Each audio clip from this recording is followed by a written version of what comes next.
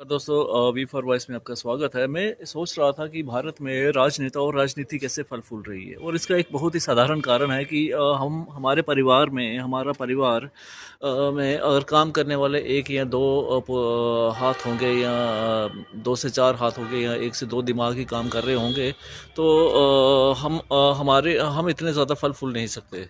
लेकिन इन राजनेताओं के पास अनगिनत मूर्खों की सेना है जो इनके प्रोपेगेंडा के लिए काम करती है, जो इनके लिए काम करती है। ये विभिन्न संसाधनों का यूज़ करके इन मूर्खों को चलाते हैं, और ये मूर्खों की तरह अपना घर परिवार त्याग कर, अपने घर परिवार को ताक पे रख कर मूर्खों की बातें इन राजनेताओं और इन राजनीतिक पार्टियों के पीछे चल पड़ते हैं।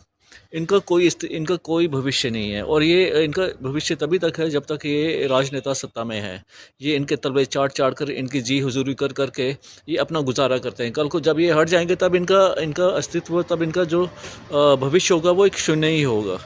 इसीलिए जो मुझे लगता है कि राजनेता, भारत में राजनीति और राजनेता तभी फल फूल रहे हैं क्योंकि उनके पास मूर्खों की सेना है।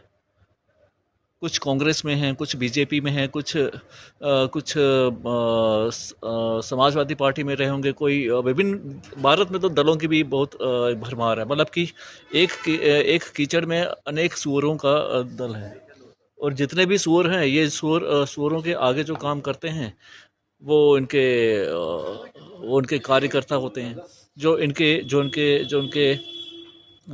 एजेंडा को आगे चलाते हैं। तो ऐसे लोगों के हाथ में यहाँ के जो मूर्ख जनता है वो खेल रही है, और अपना भविष्य ताक पर रख रही है। इसी वजह से राजनेता और राजनीति दिन ब दिन अमीरों का खेल बनती जा रही है, और इसमें जो पिस रहे हैं वो गरीब से गरीब लोग पिस रहे हैं। कभी आपने देखा है? मैं तो कभी भी इनकी राजनीतिक दलों की पार्टी में किसी भी उसमें नहीं गया हूँ, सभा में नहीं गया हूँ, क्योंकि मेरे पास इतना समय नहीं है इन मूर्खों को सुनने का। मुझे सिर्फ और सिर्फ अपने परिवार को चलाना है, और उनके लिए एक अच्छा जीवन स्तर उठाना है। लेकिन जो जाते हैं वो पता नहीं क्या सोच कर जाते हैं।